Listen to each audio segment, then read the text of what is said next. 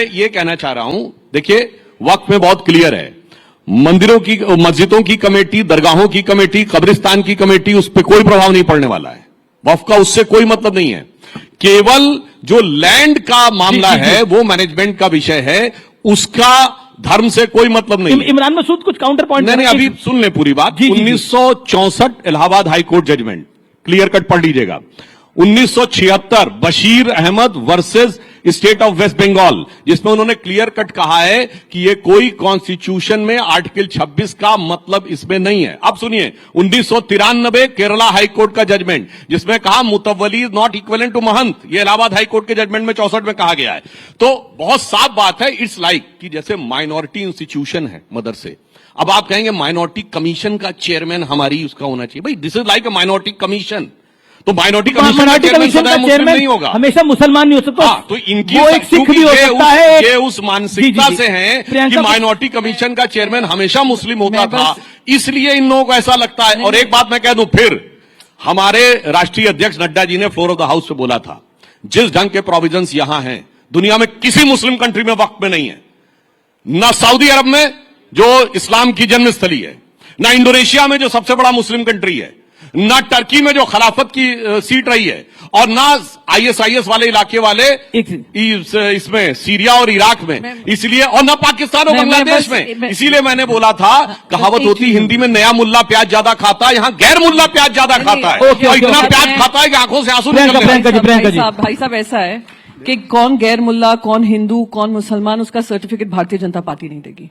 Bharatiya Janata party Hindu की ठेकेदार नहीं है, नहीं थी, ना ही रहेगी। आप नहीं बताएंगे कौन सी हिंदू पार्टी है, कौन सी हिंदू पार्टी नहीं है। किसने आपको ये ठेकेदारी दी है? कोई ठेका चला रहे हैं आप? मैं एक सेकंड मुझे कंप्लीट कर लेने दीजिए। एक बोध गया एक्ट है 1949 का, उसमें 1950 में संविधान आया। बुद्धिस्ट वहां पे प्रोटेस्ट कर रहे हैं बोध गया को लेकर कि वो उसमें नॉन बुद्धिस्ट ज्यादा हैं, बुद्धिस्ट कम है। टेंपल किसका है? बुद्धिस्ट का है। वो इनसे मांग कर रहे हैं उसको भी बदलाव करिए। नहीं, उसको बदलाव नहीं होगा। अभी हाल ही में आरएसएस की मैगजीन है ऑर्गेनाइजर, उसमें आर्टिकल स्ट्रेट, चलिए वक्फ की लैंड ज्यादा है या चर्चेस के पास, क्रिश्चियंस के पास लैंड ज्यादा है, यानी आपकी आंख सिर्फ लैंड में लगी है। और ये लैंड किसको जा रही है हम सब जानते हैं। पोर्ट किसको गया? अडानी को। एयरपोर्ट किसको गया? अडानी को। लैंड किसको गया? अडानी को। अभी ये जो क्रिश्चियन लैंड होगी, अभी उस पर भी विवाद शुरू होगा। फिर आएंगे आप लोग माइनॉरिटी के हकदार बनकर के हम ही रिफॉर्म्स लाएंगे। तो कहां तक ये लड़ाई चलेगी? यही मेरा एक सवाल। तो क्या शिवसेना में एक सवाल, क्या शिवसेना उबाटा इस वक्त में जो प्रावधान बीजेपी की और एनडीए की सरकार लेके आई है उसके खिलाफ है? हमारे, अगर मैं क्लॉज बाय क्लॉज जाऊंगी, मैं आपको सब बता दूंगी। पर मैं एक मिनट, मैंने कहा Shiv Sena UBT can you please allow me to I am allowing you. हाँ, सो डोंट इंटरप्ट। जी, हम लोग बिल्कुल रिफॉर्म के साथ हैं। रिफॉर्म होना चाहिए, पर रिफॉर्म ऐसा होना चाहिए जो एक पूरे वर्ग को आगे लेकर बढ़े। एक सेकंड, लेट मी कंप्लीट। जी, रही बात जो मैंने आपको बताया कि नॉन हिंदू अगर कोई डीएम बनता है तो वो उस टेंपल ट्रस्ट में नहीं आ सकता है। ऐसे ही आप नॉन मुस्लिम्स को ला रहे हैं, तो कहीं ना कहीं एक मुसलमान के मन में शंका होगी कि क्या आप अपने लोगों को भरने का काम कर रहे हैं। एक मिनट। जी। हमने दूसरा हमारा था कि रेट्रोस्पेक्टिव नहीं होना चाहिए, प्रोस्पेक्टिव होना चाहिए। हाँ, वो टीडीपी ने भी कहा, वो जेडीयू ने भी कहा, हाँ हम मानते हैं उसमें अमेंडमेंट हुआ। ये भी अमेंडमेंट हमने कहा कि जो वक्फ लैंड होगी बाय राइटिंग होगी, ओरली कोई वक्फ लैंड डोनेट नहीं कर सकता है, वो भी उसमें लागू किया गया। तो हाँ, बहुत सारी चीजें हैं। अगर उन्होंने हमारी ये बात भी सुन ली होती तो मैं मानती हूँ कि हाँ, ये वक्फ रिफॉर्म शायद कांग्रेस पार्टी ने भी। आप उनकी बात नहीं सुन रहे हैं इसलिए नहीं हो रहा। मैं आपको बता रहा हूँ, देखिए बात यह है 20 सेकंड में, केवल मुस्लिम समाज का मामला होता तो कोई बात नहीं थी। आप कह रहे हैं क्यों चर्च में मुनम्मम में क्रिश्चियंस की लैंड को क्लेम किया है कि नहीं? यमुनानगर के गुरुद्वारे को क्लेम किया है कि नहीं? तमिलनाडु के तिरुचेंदुरी मंदिर को क्लेम किया है कि नहीं? तो फिर आप ये कहिए हम सिर्फ मुस्लिम लैंड को क्लेम करेंगे। क्लेम तो हम सबको करेंगे। और वैसे मुझे एक चीज जो मैंने पार्लियामेंट में बोला था फिर बोल दूं, अभी प्रियंका जी बोली, इनके तो नेता 2015 में बोल चुके हैं कि मुसलमानों की नागरिकता भी ले लेनी चाहिए। यस, 2015 सामना में संजय राउत जी का स्टेटमेंट है। और सुनिए, और दूसरी तरफ संजय राउत गठबंधन में वो शामिल हैं, वो मुस्लिम लीग, जिसने 28 अगस्त 1947 को कॉन्स्टिट्यूएंट असेंबली में सेपरेट इलेक्टेड मांगे। कोई जाके कॉन्स्टिट्यूएंट असेंबली की डिबेट में पेज नंबर 270 में पढ़ ले। इसलिए मैं कहना चाहता हूं, पूरी बात कर, एक लाइन बस सुनिए सर। पुराना एक गीत था ना, वक्त ने किया क्या हंसी सितम, तुम रहे न तुम, हम रहे न हम। तो मैं कहना चाहता हूं, वक्फ ने किया क्या हंसी सितम, मुस्लिम लीग और शिवसेना मिलके हो गए हम। ओके जवाब इमरान मसूद की बारी है अभी। देखिए साहब अभी एंड अनइंटरप्टेड अभी सुधांशु भाई ने बात कही और बहुत सारे मुल्कों के उन्होंने उदाहरण दिए। बस यही आप अपनी बात के अंदर अपना आप ही अपनी मेरी बात कह गए। वक्फ कोई संस्था नहीं है कि सिर्फ संस्था की बात है। वक्फ मुसलमान का एक फरीजा है जो हर मुसलमान के ऊपर लागू होता है। और जितने मुस्लिम ममालिक आपने गिनवाए, उन तमाम मुस्लिम ममालिक के अंदर इस्लामिक लॉज हैं और उसके अंदर वो वक्फ के हिसाब से चलने का काम करते हैं। और वक्फ हमारा धार्मिक कृत्य है। बस इतनी बात समझाने की तो बात है जो बात प्रियंका जी ने कही कि आप तमाम जगहों पर काशी विश्वनाथ के अंदर, मैंने एक बहुत छोटा सा बुनियादी सवाल पूछ लिया था अपने एक साथी से, जवाब नहीं दे पाए थे और दे भी नहीं पाएंगे। अगर आप मुझसे कुछ हिंदू रिचुअल्स के बारे में पूछेंगे, सनातन रिचुअल्स के बारे में, मैं सुपरफिशियली आपको सब बता सकता हूं, लेकिन अगर ज्यादा गहराई में जाकर के आप मुझसे बात करेंगे तो मैं शायद नहीं बता पाऊंगा क्योंकि मैं जानता नहीं।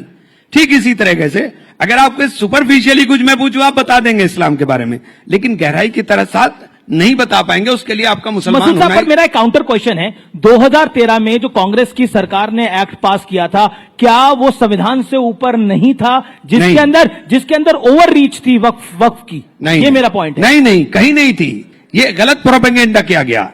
आप मुझे बताइए 16-17 ट्रिब्यूनल हैं, क्या तमाम ट्रिब्यूनल के फैसलों को रिव्यू नहीं किया जाता हाई कोर्ट से? ठीक इसी तरह से तमाम वक्फ ट्रिब्यूनल का फैसला, उसका भी रिव्यू हाई कोर्ट से हो सकता था।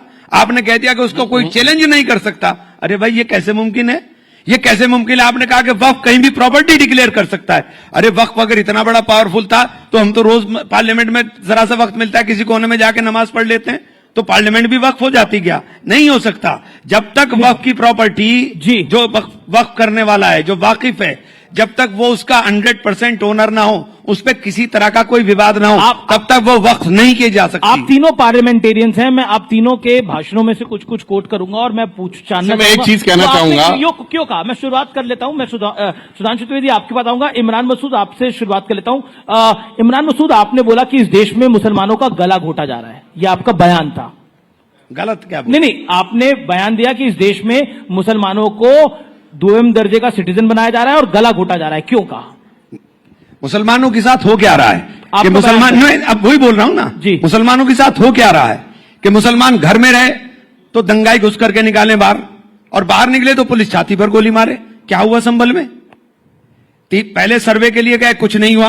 फिर 250-300 का टोला गया, मस्जिद में जाकर के नारेबाजी हुई, लोग आए, हंगामा हुआ, और उसके बाद 5 लोगों के गोली लगी और सीधे छाती पर गोली लगी, और जिनके गोली लगी उन्हीं के लोग जेल चले गए। अच्छा, वो संभल वाली मस्जिद एएसआई के संरक्षण में थी और एएसआई वहीं नहीं जा सकती थी? आप मुझे एक बात बताइए, एएसआई का अजीब कानून है। एएसआई का जन्म हुआ 1871 में जी, और उसका प्रबंधन शुरू हुआ 1904 में, और एएसआई प्रोटेक्टिव मूवमेंट जितने भी हैं उन सब की मालिक एएसआई हो गई। सुधांशु त्रिवेदी, आप सबकी मालिक एएसआई हो गई। मस्जिद, एक सेकंड, मस्जिद बनाई मेरे पूर्वजों ने नमाज के लिए। अब एएसआई तय करेगी कि हम नमाज पढ़ें कि ना पढ़ें?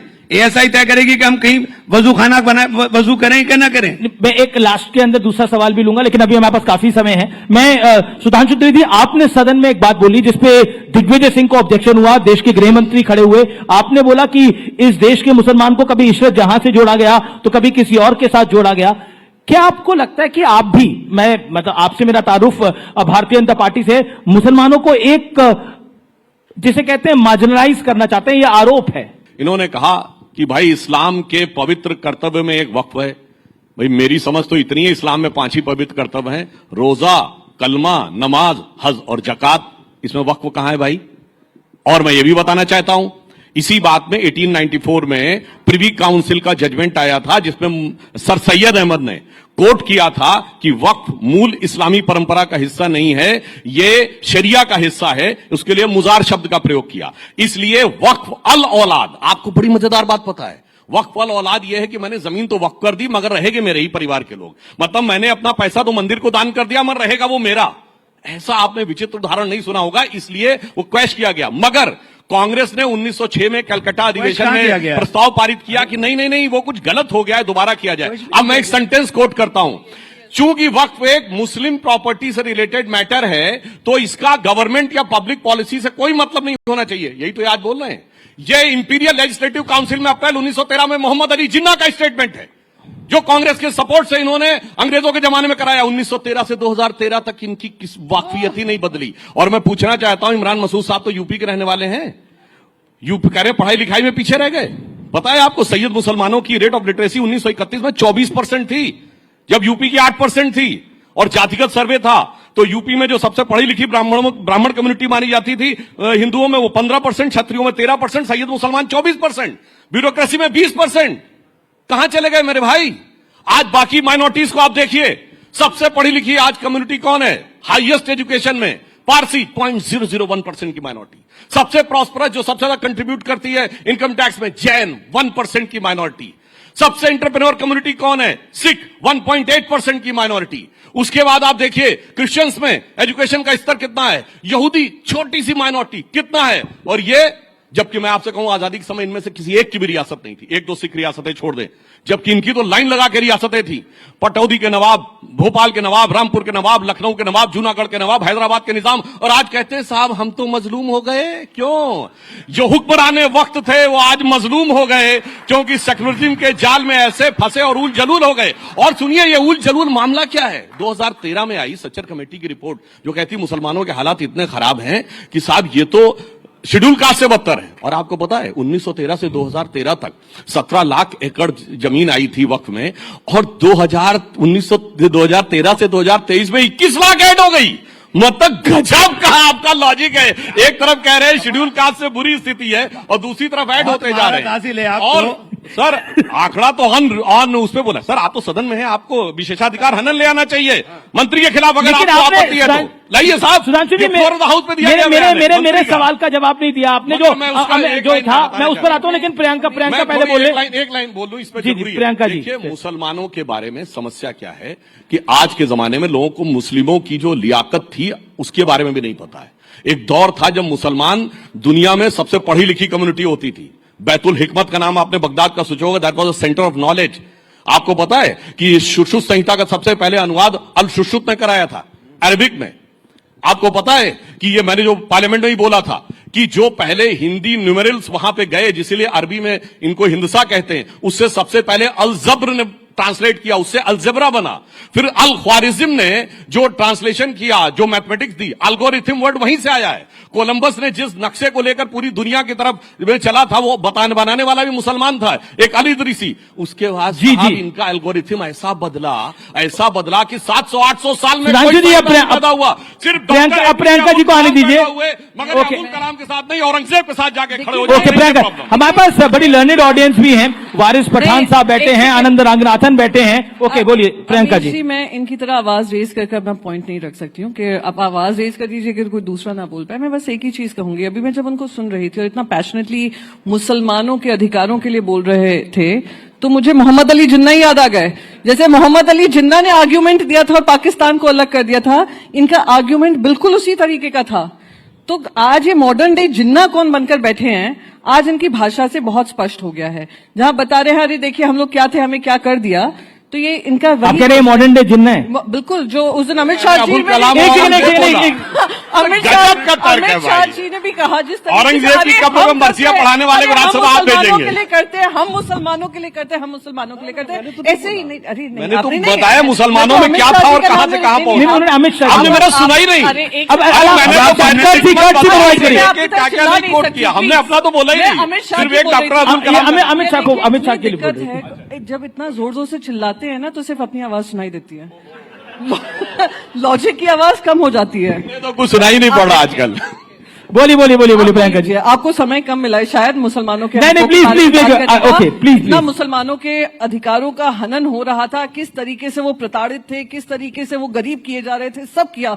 बेचारे सुधांशु जी ने उनका हक रखा है और सुधांशु जी की वही मैंने बस यही रिपीट किया, अमित शाह जी ने जो पार्लियामेंट में कहा कि हम ही मुसलमानों का हक और अधिकार की लड़ाई लड़ रहे हैं। आपको हैरानी नहीं होती जब बीजेपी ये बात बोले कि हम हाँ, मुसलमानों का तो कर रहे मुझे हैं? तो ऐसे ही साउंड कर रहा था कि जिन्ना ने कहा मुझे एक सेपरेट कंट्री चाहिए क्योंकि आप मुसलमानों के लिए हक नहीं दे रहे हैं, वही ये काम कर रहे हैं। सुधांशु द्विवेदी, अब ऐसा बीजेपी कह रही है कि मुसलमानों के लिए हम कर रहे हैं, नहीं। अब कई लोग कह रहे हैं कि हम सपना देख रहे हैं कि बीजेपी मुसलमानों के लिए करना चाह रही है। अमित जी, अमित जी, एक नया अमित जी, टर्म एक सवाल मेरा मुसलमान जरा सा- हृदय सम्राट, मुसलमान हृदय अभी सम्राट। जी जी जी, अभी मुझे सुधांशु भाई ने बड़ी अच्छी बात है कि बड़ा मुझे अच्छा लगा, चूंकि जानकारी इनको है, इन्होंने पूरा इतिहास ये का तो ज्ञान माना किया, आपने। लेकिन इन्होंने जिस आदमी का नाम लिया जिन्ना का, वो तो हमारा सबसे बड़ा मुजरिम है।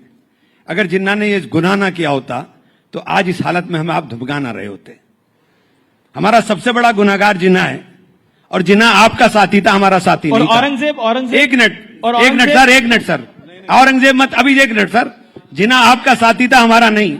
जिन्ना के साथ सरकारें आपने चलाई, हमने नहीं। क्या जिन्ना के जिन्ना साथ के साथ सरकारें हाँ, नहीं चलाई? श्यामा प्रसाद मुखर्जी गलत। अरे गलत कोट कैसे? करिए, नाम कोट करिए, कौन था वो? प्रजा कृषक पार्टी फजलुल हक की थी 1941 में। ऐसी वो बात- 46 में मुस्लिम लीग ज्वाइन किए। एक मिनट, अरे गलत, अब बहुत जोर से बोल देंगे तो आप कैसे? अरे कोई चेक कर ले जाके भाई। सिंध में किसके फजलुल साथ हक सरकार, बाद में अरे आए। सिंध में किसके साथ सरकार चला रहे थे? फ्रंटियर में किसके साथ सरकार चला रहे थे? दो राष्ट्र का नीति का पहले बयान अरे किसने जारी किया? फ्रंटियर में कांग्रेस जीती थी 1946 में। अरे आप उसके साथ सरकार चला रहे थे। एक करके इमरान मसूद, देखिए पहले आप दिक्कत क्या है, दिक्कत क्या है सुधांशु भाई, आप इतनी तेजी के साथ बोलते हो कि आपकी बोलने वाली महारत हमारे पे आती नहीं। लेकिन हम ये कह रहे हैं कि जिन्ना आपका साथी ये था, इनकी आलोचना कर रहे हैं या तारीफ कर नहीं रहे हैं? नहीं, जिन्ना आपका साथी था, हमारा तो जिन्ना ने बेड़ा गर्क किया है। अगर जिन्ना की बात ना मानता मुसलमान, मौलाना अबुल कलाम आजाद की उस वक्त मान लेता मुसलमान, तो हिंदुस्तान के अंदर ये हालत ना होती जो आप हालत हो गई है। हमारी दोयम दर्जे की स्थिति आपने पूरे देश के अंदर कर दी। किसने करी है दोनों दर्जे की स्थिति? सबसे ज्यादा जिम्मेदार ये है जिसकी पार्टी का हुकूमत रही 67 साल। ओके नहीं सच्चे देखिए, अरे ये आप लोगों ने 10 साल हो गए, आपने 10 साल से जब सच्चर कमेटी की रिपोर्ट आई, सच्चर कमेटी की रिपोर्ट का आपने हवाला दे दिया वक्त के अंदर, और आपने सच्चर कमेटी की रिपोर्ट के ऊपर एक जगह अमल बता दीजिए। आप ऐसी सच्चर बात कर रहे कमेटी ने कहा हैं, कि ये तो 12,000 करोड़ का- ये तो सुनिए, बिहार में सौगातें मोदी बांट रहे हैं। हमें सौगात के अंदर शिक्षा चाहिए, सौगात में रोजगार चाहिए, सौगात में मोहब्बत चाहिए, सौगात के अंदर हमें आपकी छवैया नहीं चाहिए। इसमें मेरा पॉइंट है, देखिए व्यूअर्स को मैं बोल रहा हूं ये बात, देखिए इस देश में देश के मुसलमानों को पहले बाबर में उलझा के रखा, उससे पहले जिन्ना में उलझा के रखा, फिर औरंगजेब में उलझा के रखा जा रहा है। मेरा निवेदन सुधांशु जी देखिए, इस देश में विकास की बात भारतीय जनता पार्टी बहुत करती है, विपक्ष भी चाहता है विकास हो। टैरिफ की एक बहुत बड़ी वॉर दुनिया में छिड़ी हुई है। इस समय देश के अंदर चाहिए कि कहीं ना कहीं एकजुटता रहे। प्रधानमंत्री एक लाइन बोलते हैं कि एक है तो सेफ है, वो एक है तो सेफ है क्या ग्राउंड पर दिखेगा? ये मैं एक बड़ा बिल्कुल point